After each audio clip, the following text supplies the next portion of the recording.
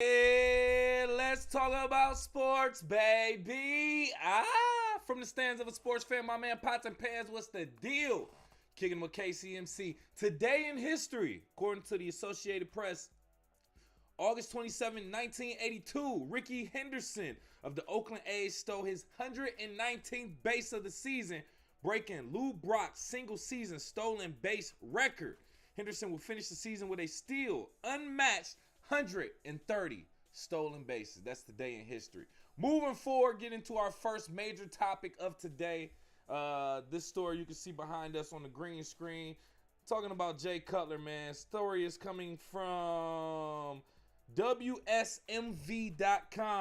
12-year NFL veteran was in Franklin, Tennessee courtroom on Tuesday to take a plea deal in his DUI case from October 2024. A Williamson County judge accepted a guilty plea from 42-year-old Jay Cutler and his attorneys on Tuesday morning. Cutler was arrested on October 17, 2024 after he rear-ended a blue GMC with his white Dodge Ram truck on Bridge Street. The arrest affidavit from the Franklin Police Department described Cutler as visibly intoxicated and stated that he offered the other driver $2,000 to not call the police and to let him drive away. $2,000? The Franklin police officers found a rifle and a loaded Glock pistol in the center console of his truck.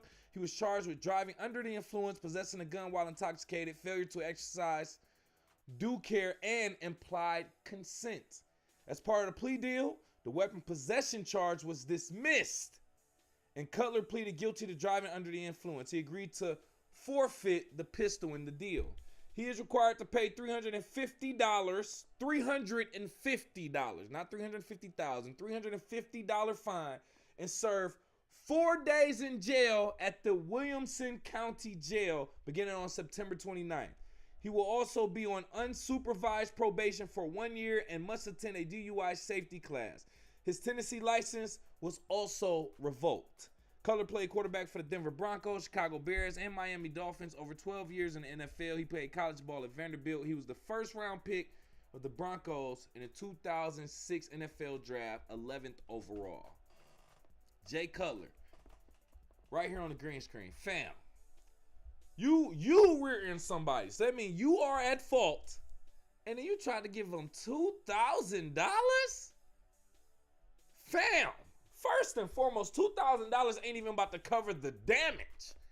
Let's just say that. Second of all, $2,000 from Jay Cutler. Now, if it was Tom Brady, maybe. I had you sign one of the $100 bills or something like that. Give me a jersey or something. I take it that way. I know I can sell it, get a couple tens or $100,000 for it. Boom, getting my money's worth. Jay Cutler, a professional backup quarter in the NFL. You're not about to get away with $2,000. You're gonna have to give me about $20 at least, because I got to cover these damages. And then you really want me to shut up and just drive away and let you drive away? I'm gonna need $20, at the very least. At the very least, Jay Cutler. I gotta fix these damages. I can't do that with $2,000. You wildin'. First and foremost, we should not be driving intoxicated. That is bad, and it could have been worse. And $350 is a fine. 4 days in jail, and you don't have to serve that for another month? September 29th? Bro, the disrespect is crazy, bro. Never heard of Franklin County, Tennessee, or anything like that. Or Franklin, Tennessee, or Williamson County, or whatever. But I believe, with that being said, it's probably a small town in Tennessee that he can get away with this type of stuff with. They probably take pride in Jay Cutler living there. So anyway, I think that's some BS. You could have really hurt somebody. $300 is a fine and 4 days in jail. Would this be the average punishment for the average citizen, Franklin County or Franklin, Tennessee? Is that fair? Or is Jay Cutler in his right for getting only 4 days in jail for rear-ending somebody? What if it happened to you? What if Jay Cutler rear-ended you? Would you be okay with him only getting a $350 fine, offering you $2,000 and getting 4 days in jail? Is that fair? Let me know what you think. Go off in the live chat in the comments or call into the show. 313-466-4386. More topics to talk about. And we got to hurry up too, man, because I got to get up out of here. We want to say congratulations first and foremost. It's coming from ESPN.com. Taylor Swift and Travis Kelce are in game. Officially engaged. The pop superstar and three-time Super Bowl champion took on social media to reveal they are engaged to be married. Baby, let's get married. They said on excuse me, they said on Instagram.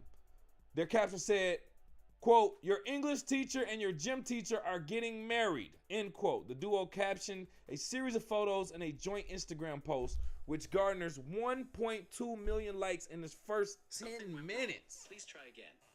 Siri the Feds. 1.2 million likes in 10 minutes. Everybody was expecting this. Now that they did this, we probably gonna see the Chiefs win the Super Bowl next year. That's kind of wild. Siri the Feds. But anyway, it's crazy.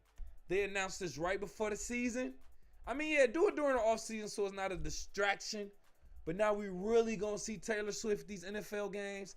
And they going to really give us this same kiss at the end of the season. And then get married.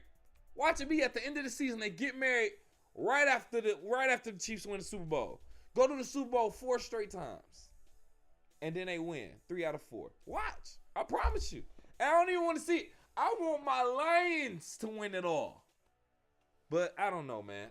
Congratulations. I don't want to be a hater of that, man. Lover of all love. You know, do what you got to do, man.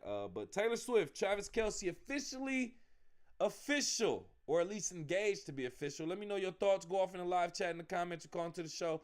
313-466-4386. Moving forward to, this is actually still NFL news. Shiloh Sanders, by the way, Tampa Bay Buccaneers. He was officially cut, or waived, I should say, from the Tampa Bay Buccaneers per his agents, Drew Rosenhaus and Robert Bailey, who also added, quote, "We're hoping he gets claimed on waivers," end quote. Now, a lot of people got this confused with Shedeur, his brother, who is a backup quarterback for Cleveland. Looks like he's going to stay, by the way, Shedeur. And everybody thought Shedeur got cut. That's not the case. Looks like Joe Flacco will be the starting quarterback for the Cleveland Browns.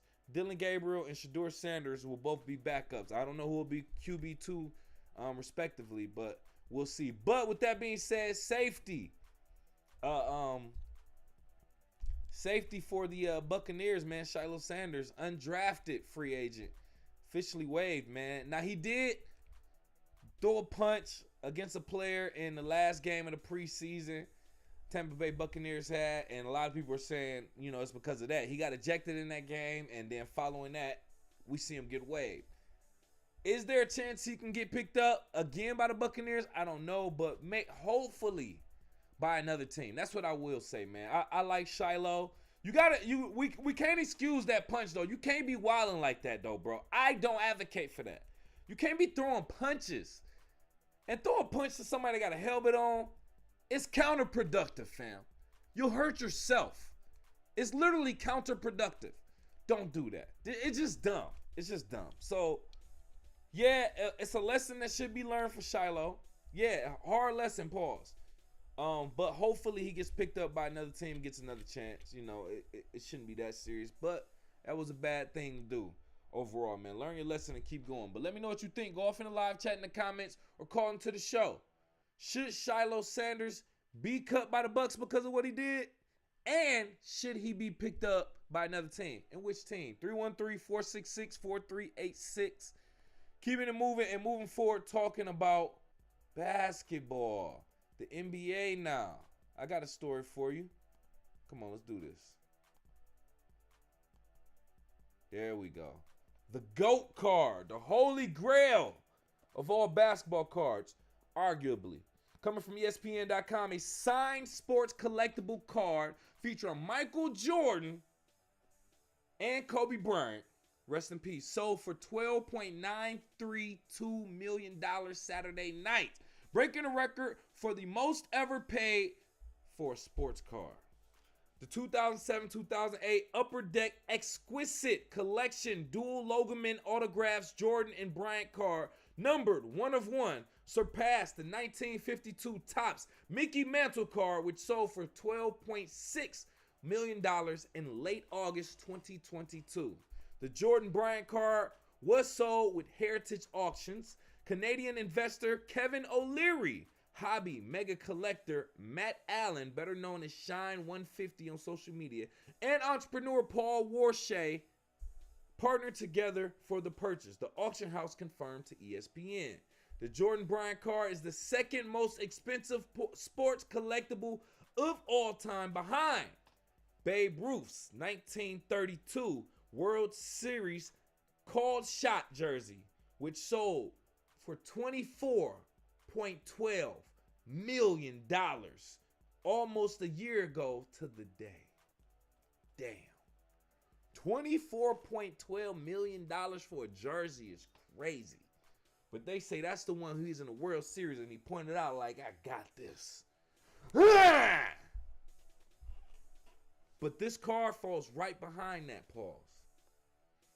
$12.932 million for a card is crazy.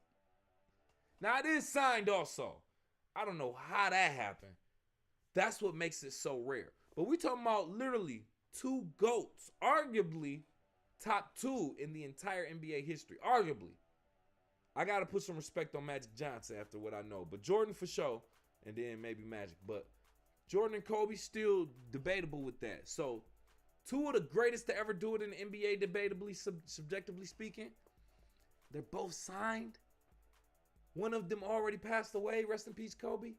Bro, I'm not mad at that. Would I pay $12.932 million for it? Hell no. I'm not paying that much for a card, bro. Something you can rip up. Something like, this whole game is all buyer-seller marketed. Like, it's only valued at whatever somebody's willing to pay.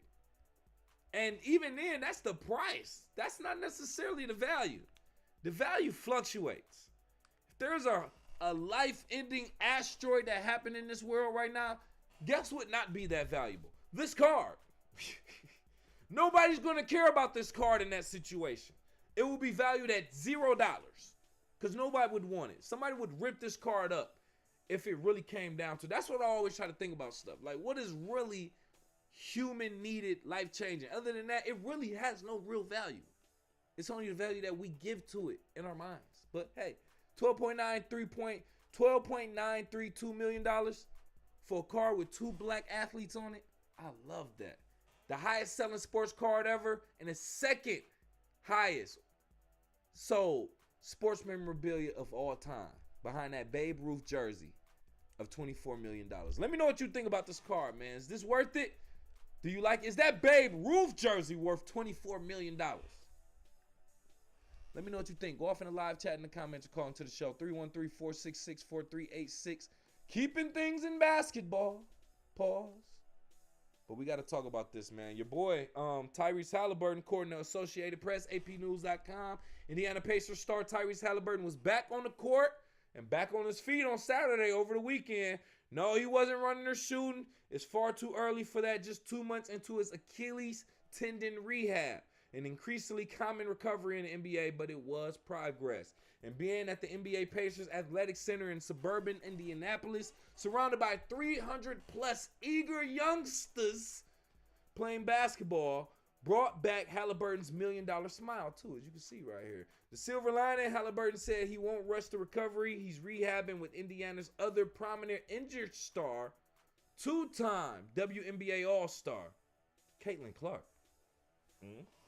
She hasn't played since July 15 because of an injured right groin, her third muscle injury this weekend. So we want to say, congratulations to Tyrese Halliburton even being active right now. He said he still has a boot on, but he's going from the boot to being able to walk by himself real soon. And he say just every couple weeks is just more milestones, more progress. So we always want players and athletes. We don't want nobody to get injured, especially from the stance of a sports fan. We want our athletes to be on the field, on the court, and perform. We don't want nobody to get injured, man. Especially nothing that's gonna be that serious. So happy to see Tyrese Halliburton. I talk a lot of mess about Tyrese Halliburton during the season, but I don't want nobody to be injured like that, man. But happy to see him on the court doing his thing again, smiling. Working out with Caitlin Clark, though. Okay. Now, I believe Tyrese Halliburton just got engaged or something like that. Maybe, unless I'm getting confused with another athlete, but I know Tyrese Halliburton like to play in the snow. So where is this about to go? I don't know. I'm just talking, man. He working out with Caitlin Clark. I think that's interesting. I think that's a good thing for Caitlin Clark to be working out with NBA players.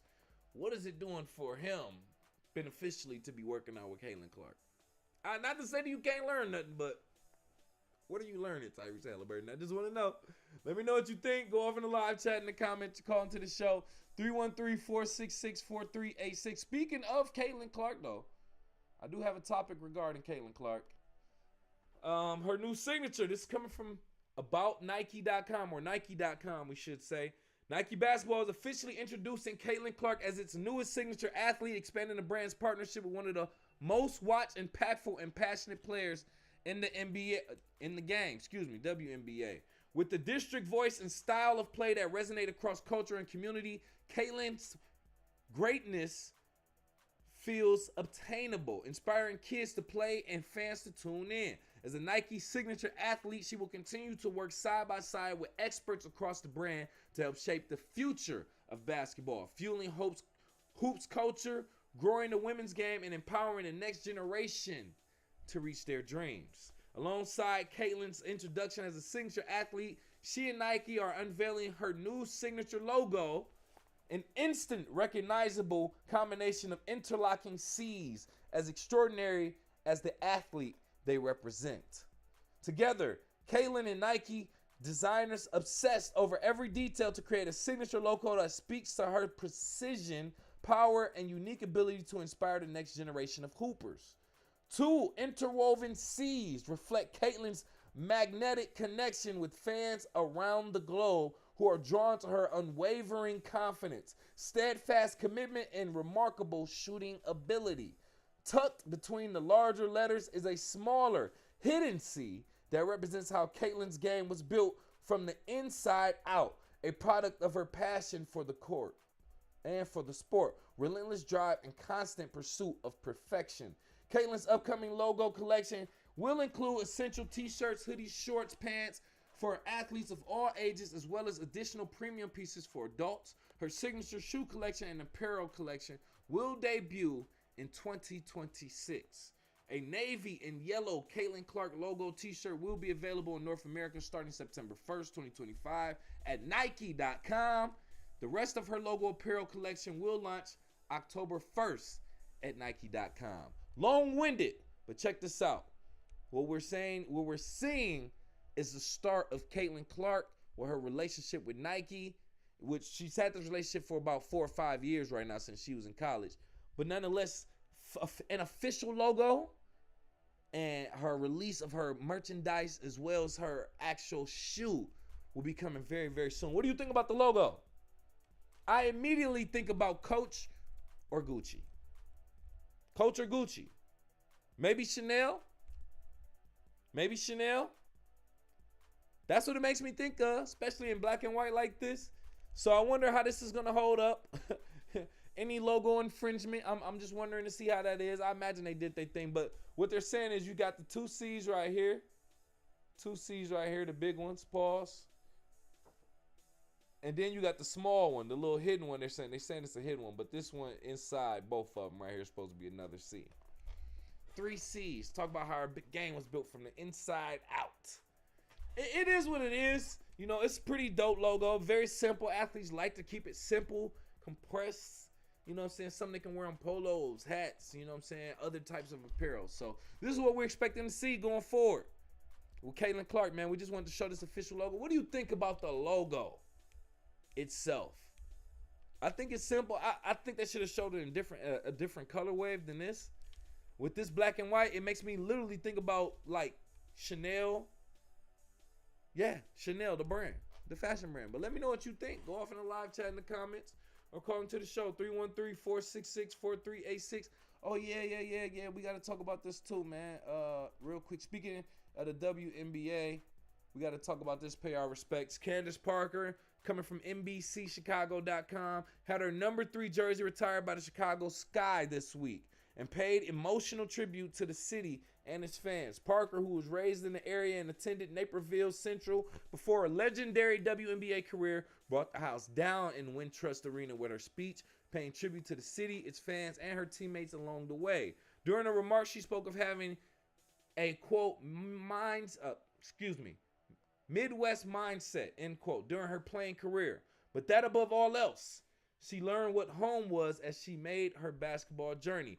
Parker made an immediate impact at Naperville North before attending Tennessee, playing her college hoops under legendary coach Pat Summitt. She was drafted with number 1 overall pick in the 2008 WNBA draft by the Los Angeles Sparks, spending the first 13 seasons of her career there as she won 2 MVP awards and 2 WNBA championships. Prior to the 2021 season, Parker signed a contract with the Sky and made an immediate impact, making an all-star team and helping the team to their first ever WNBA title. In her WNBA career, she averaged 16 points, 8.5 rebounds, and 4 assists per game, making 10 all WNBA teams and finishing in the top 5 of MVP voting on a staggering 10 occasions. Congratulations to Candace Parker. One of the cuties in the WNBA and a baller, by the way. Now, the fact that she only did 1 or 2 seasons in Chicago and you're getting your jersey retired, I know you got them their first ever championship or contributed heavily. But this is what I'm talking about when it comes to getting jerseys retired, Ring of Honors, Hall of Fames, and statues. There's levels to it, right? I think she should have gotten like a Ring of Honor type of thing, not a jersey retirement. I get it, y'all want to pay respect. Pay her respect by having her name engraved in the stadium or something like that. I think that should be the level she gets. She only played 2 seasons. Now, nobody could ever wear her number after only 2 seasons. This is what I'm talking about. Now, yeah, like I said before, you bring a team their first ever championship, I get it. But if that's the case, all of the players on that squad should have their jersey retired. Or at least the majority. Because all of them contributed to their first ever championship. So that's what I'm a little bit, I got a question. And not to say that Candace Parker isn't deserving, but we always got to break down or at least get to the standard of a jersey retirement, or I should say Ring of Honor, jersey retirement, Hall of Fame, and statue in sports. But let me know what you think. Is Candace Parker deserving of that? And let me know your levels of legendary acknowledgement in sports. Ring of Honor in the stadium, jersey retirement, Hall of Fame statue. That's my ranking. But let me know what you think. Go off in the live chat in the comments. Call into the show, 313-466-4386. Another topic moving forward. This is actually moving on to a whole nother sports arena. College sports. APnews.com, Associated Press. Venmo announced a partnership Tuesday with the NCAA to support athletes who face harassment on the payment app, which has embraced its popularity on college campuses with school-spirited branded debit cards and an option for athletes to receive money from their school directly from the PayPal app. The partnership includes a reporting hotline for athletes and the NCAA to call in potential cases of abuse, such as when former Auburn quarterback Peyton Thorne said he received a payment request from angry sports bettors following a loss last season. Venmo said it would provide a best practices guide for athletes to, quote, stay safe, end quote, on its platform. What the heck does that mean, bro? Venmo's parent company, PayPal, also announced in June an agreement with the Big 12 and Big 10 that allowed schools to pay their players directly through its platform. A best practices guide? You think that's supposed to protect athletes from bettors? That's crazy. I'm surprised, and actually I wouldn't even be surprised. It's probably happening on Cash App and other places as well.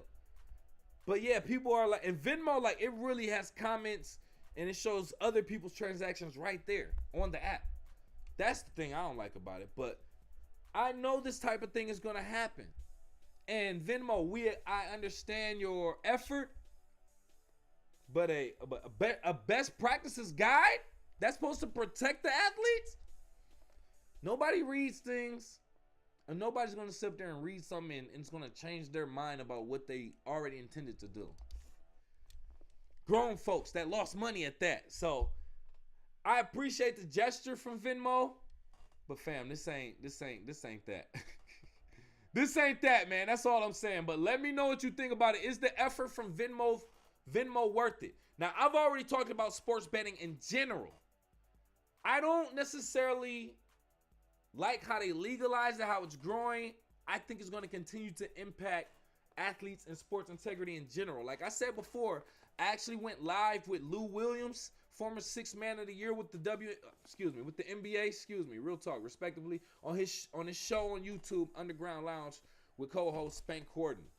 We talked about it. He talked about it. He responded. I talked about the integrity. He said he does not think it will jeopardize the integrity of sports. You can check that out on his show when he went live on the Underground Lounge on YouTube. But I think it's a blurred line. Sports betting with athletes, inside betting has been going on for literally over a century in sports. From baseball to soccer to basketball, football, every major sport. But it's also going to affect the sports bettors because we're allowed to gamble now. And we're losing money. Not we as in me, but fans from the stands is what I'm saying. Sports fans. But let me know what you think. Venmo, great effort, but it's not going to really stop anything. But let me know what you think. What can be done to stop bettors and sports fans from harassing athletes about them losing bets? Go off in the live chat in the comments or call into the show. 313-466-4386. Couple more topics, man, and I really got to get up out of here, man. Did I do that? Oh, yeah, let me do that real quick. So, another topic real quick coming from apnews.com. At least 8 women's pro leagues have launched in the past 3 years, including the WPBL, Unrivaled, a fast-paced 3-on-3 women's basketball league that debuted this year, and the Women's Professional Hockey League, seasoned on rising viewership, bigger sponsorship deals, and a fan base more eager than ever to support female athletes.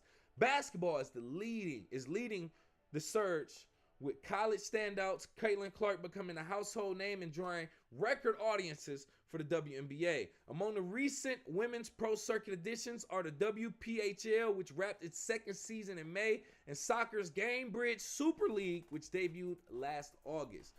Volleyball entered the spotlight in 2024 with the launch of Professional Volleyball Federation and League One Volleyball.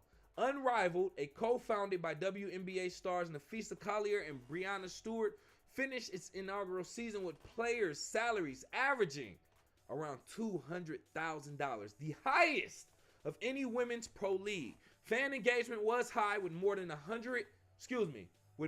11.9 million viewers tuning in to watch the games on TNT and True TV, signaling its long-term viability. We're talking about Unrivaled, the 3-on-3 women's basketball league, by the way. The rise of streaming services has opened new pathways to reach fans directly, bypassing traditional broadcast limitations and giving emerging leagues a better shot at building devoted audiences. Isard said there's also a wealth of data indicating women's sports can deliver strong returns, proving, quote, women's sports can be good business, end quote. Explosive growth in attendance and viewership in part led to the NWSL's $240 million 4-year media rights deal in 2023. The WNBA followed with an 11-year media rights deal in 2024 when the league had its best attendance in more than 20 years and saw viewership nearly triple from 2023. The sustainability of any new league depends on whether it can stand out in the crowded entertainment market. Josh Koshner, who runs a digital and sports consultancy, emphasized the value of YouTube and other ad-supported streaming channels for building a loyal audience, but cautioned that visibility alone does not guarantee longevity. Getting to it real quick. Love to see the growth of women's sports and just new leagues in general. You've always heard me speak about supporting new professional sports league that pay athletes. Shout out to Unrivaled. I watched that 3-on-3 and 101 league that happened. Paying athletes, women athletes, up to $200,000 on average. The most that women's sports was getting. I love that. I'm hoping that all of these grow, these women leagues, and they all get real good salaries. Some of these could probably merge. Some of them have already merged. Some of these leagues, because there's multiple women's volleyball leagues going on, as you can see right here. Some of them should just merge, just put all their funds and resources to one pot and just make it the biggest thing ever. So that's what I love to see. And as much as I talk, you go back, I might have said a few things about women's sports. But I love this, and I love the growth of it, and I'm going to continue to support it. But let me know what you think. Go off in the live chat in the comments. Call into the show, 313-466-4386. Last couple topics to get to real quick. We got to talk about this fight. This is actually real. Thought it was fake, but it is not. Jake Paul, who's 12-1 and 7 knockouts. Gervonta Davis, 30-0-1 tie. One draw with 28 knockouts. Will face each other November 14th.